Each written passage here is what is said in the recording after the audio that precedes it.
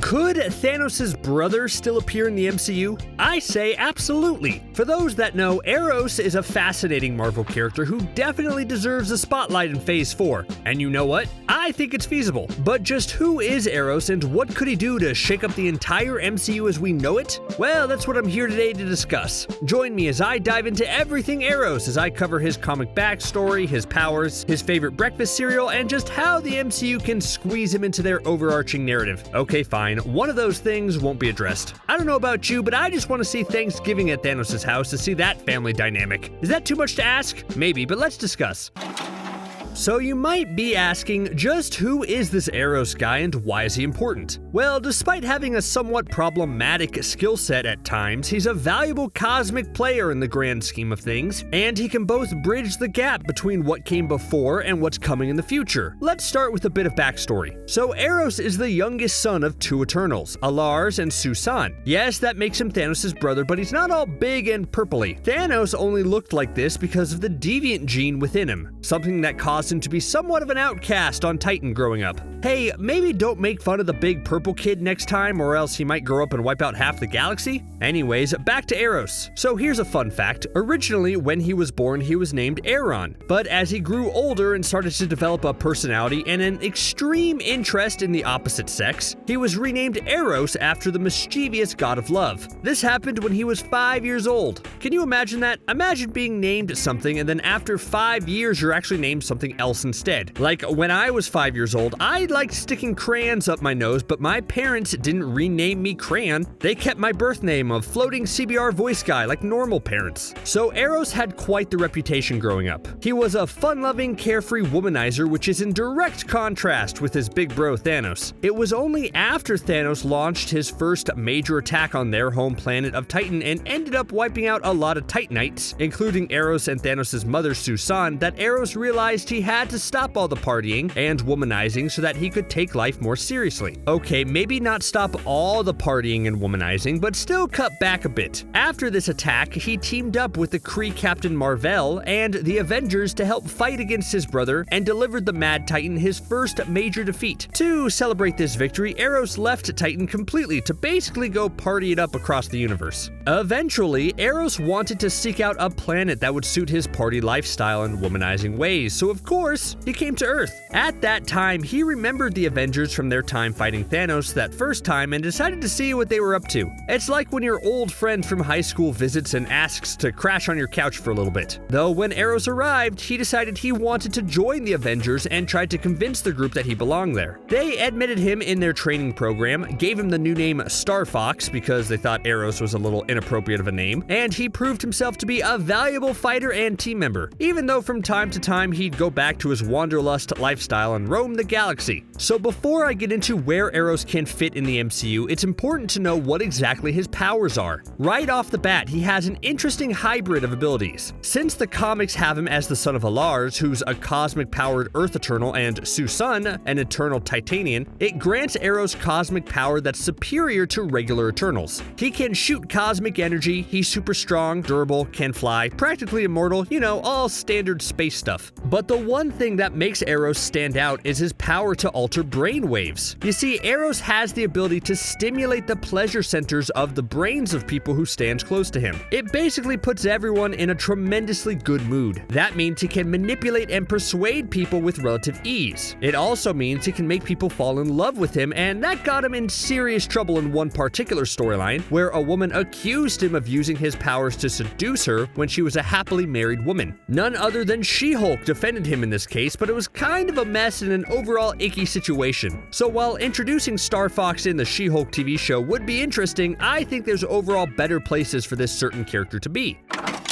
So obviously Thanos is gone in the MCU, and although there is a case that the Mad Titan can return in some capacity, given that he was snapped away and isn't necessarily deceased, I don't think he's going to be making a grand return anytime soon. I think the age of Thanos is over as we move on to bigger, better, and badder things. But that doesn't mean the legacy of the character still can't be explored. Yes, Eros and Thanos have great interactions in the comics, but what would it be like to introduce the character now that the big purple monster is out of the picture character completely. I think that sets up a lot of interesting conflicts for a lot of characters, so I'll be spending the rest of the video breaking down where exactly the character of Eros could fit next. So first up, I want to talk about Guardians of the Galaxy Volume 3. We know that at least some of the Guardians will pop up in Thor Love and Thunder, which makes sense given that Endgame ended with Thor joining up with the Guardians for a bit to go on space adventures, but I don't think they'll play a huge role in that movie, and instead save all their energy for the trilogy ender, which releases a year later. And it looks like the plot of Guardians of the Galaxy Volume 3 not only will revolve around Adam Warlock, but also probably focus on finding the 2014 version of Gamora, who's now in modern times and probably a little confused on what to do next. The Gamora we've come to know and love is gone, having perished by Thanos' hand on Vormir. But when all the timey-wimey stuff happened in Endgame, the 2014 version came with the 2014 version of Thanos in the final fight. And although this Gamora also turned good in this fight, she didn't stick around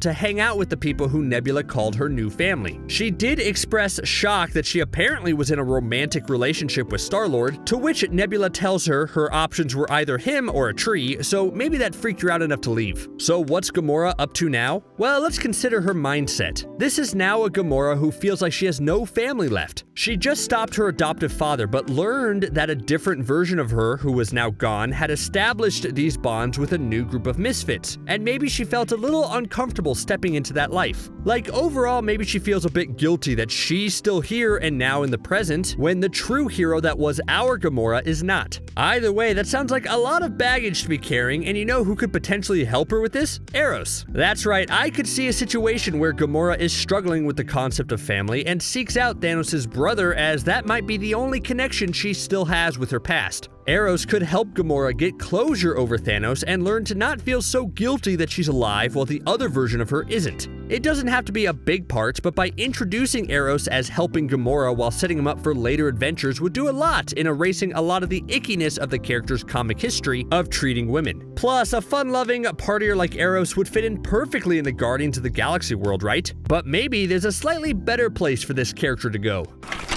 Now that I think about it, Eros would be the absolutely perfect character to introduce in Thor Love and Thunder. When we last left Thor, the God of Thunder was on an exciting new path. After the entire MCU was building up to Thor becoming King of Asgard, he finally achieved that kingly status at the end of Thor Ragnarok. Only that lasted for about 3 minutes before Thanos showed up and decimated like half the Asgardians. Thor did his best to take down Thanos, but because he didn't go for the head, half the universe was lost and Thor sunk into a deep depression filled with video games and lots of beer. After 5 years and the Avengers fixed everything, Thor realized that his destiny wasn't about becoming King of Asgard, and decided to give the role over to Valkyrie while he went off to explore the cosmos and find a new purpose in life. One that wasn't dictated to him, but rather he got to choose. And hopefully that sets up a ton more Thor adventures. But when you compare Thor's current character with Eros, you'll find that the two are relatively similar. Thor just wants to go on space adventures for a bit and have a lot of fun, while Eros has always been a free-spirited partier who likes to roam to different planets looking for a good time. Putting these two together could be beneficial for both of them. One of the best moments I think in Infinity War is when Thor, having just lost horribly to Thanos, meets Gamora and is told she's Thanos' daughter. There's a tense moment when you think Thor is going to be a little angry, but immediately he doesn't judge her, knowing what it's like to have someone evil in your family. But do you think that mindset has changed at all? Do you think after everything Thor has gone through, if he meets Thanos' brother, he wouldn't experience just a bit of anger and resentment? After all, Thanos sent him into his depressive episode for 5 years, so meeting Eros could force Thor to fully reckon with that. And then on the flip side, could Thor be the one who puts Eros on the path to becoming Starfox? Like, say Eros has been spending his life partying, womanizing, drinking, etc., and then meets Thor, and through their interaction is inspired to not only party it up, but also do good deeds across the galaxy? I think that would be relatively fitting, wouldn't it? Like, Thor couldn't stop Thanos when he had the chance, but instead he helps Thanos' brother become a hero for the universe and use his powers for good? That sounds intriguing, and having Thor be a force for good in the galaxy is exactly the type of story that should come next in his ever-evolving character arc. So all of these instances so far have dealt with Eros in the current universe, and that opens up a lot of questions like, where has he been all this time? Did he keep in contact with Thanos? Are any Titanites still alive? Etc. And while that does open up some intriguing story opportunities for both the Guardians of the Galaxy and for Thor, that doesn't really sound like a step in the direction that the MCU is currently going in. Of course, I'm talking about the multiverse. With the Loki TV show and the upcoming Spider-Man No Way Home slowly starting to explore and explain the multiverse, it's going to be the upcoming sequel, Doctor Strange and the Multiverse of Madness, that are going to blow the bloody doors off of everything. We're going to be seeing all sorts of different universes and dimensions as Doctor Strange and Scarlet Witch have their grand adventure, and although plot points have been scarce, I don't think it's unreasonable to assume that the story will feature Scarlet Witch continuing her hunts to find her kids. In WandaVision, the show ended with the fake utopia Wanda created vanishing and Wanda saying goodbye, but the very end teased that her kids were still out there somewhere. It probably means they're in a different universe, and Scarlet Witch will be on the hunt to save them. The real big question is, will she do it with Doctor Strange's help, or will Doctor Strange be the one opposing her? It could go either way. Either Doctor Strange looks at whatever happens in Spider-Man No Way Home and realizes he needs to learn more about the multiverse, so agrees to help Wanda, or he is frightened about the events of No Way Home and realizes he needs to stop Wanda from messing with the very fabric of existence, or else there will be dire consequences. But whatever the situation is, it means that we'll probably visit a lot of different universes. Like, maybe we'll see one with Tom Cruise as Iron Man. Maybe we'll see one where the Planet Hulk storyline played out properly. And maybe they'll visit a universe where Eros is still alive. So maybe the reason we haven't seen or heard from Eros yet is because he's not alive in our universe. And the big question is, would Thanos still be the same if Eros was around? I mean, at least maybe Earth could have been warned a bit faster. Like, maybe in an alternate universe that Doctor Strange and Scarlet Witch visit, Eros saw that Thanos was starting to collect Infinity Stones, and that's what convinces him he needs to take his brother seriously. He gives up some of his carefree lifestyle to help assemble a team capable of stopping Thanos. Maybe this is how the MCU adapts Eros' first story, where he helps the Avengers and Captain Marvel defeat Thanos the first time. I think this would be a fun way to make reference to the comic books, don't you? And then, throughout all of this, Doctor Strange and especially Wanda could have a nice interaction with Eros. Like, I already mentioned that Thor seems pretty chill with family members of bad guys, but do we know for a fact that Wanda is? Here's a bit of a dark twist. What if Wanda travels to a universe where Thanos and Eros have a relatively good relationship, and in order to get revenge on Thanos for causing Vision's demise twice in front of her, she decides to eliminate Eros in front of Thanos? I think that would be an interesting dilemma, especially if they decide to keep Eros' slightly creepy nature in this version, but let's explore that last idea in the last entry.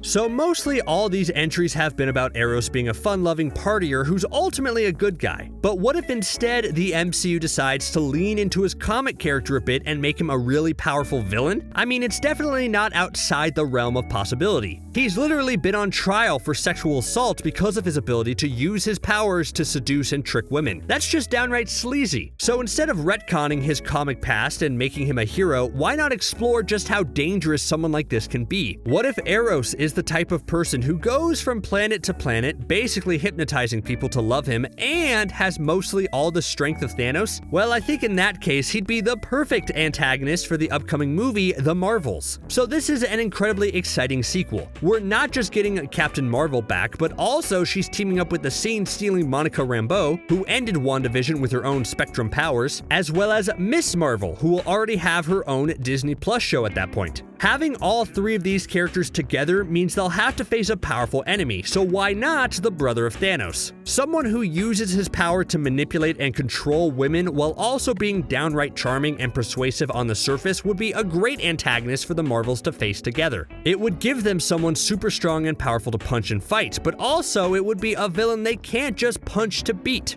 Like, Captain Marvel has proven to be one of the strongest people in the entire galaxy, so I think that veers dangerously close to the Superman problem of how do you present a challenge to the most powerful person in the universe? Well, I think this is it. Because Captain Marvel can't just punch Eros into submission, he would be super well-liked enough where that would only make Captain Marvel look bad, so she'd have to find a way to expose him and beat him without just utterly destroying him. And I think that's an interesting route to take the character. Because, really, it felt like Captain Marvel was written written out of Endgame because the writers didn't know what to do with such a powerful character, which is why presenting challenges to her that require her to use strategy and willpower rather than just brute strength would be awesome to see. So if the MCU is on the fence about bringing in Eros, I would just say that after exploring all these options today, there's an abundance of great storylines they could go with.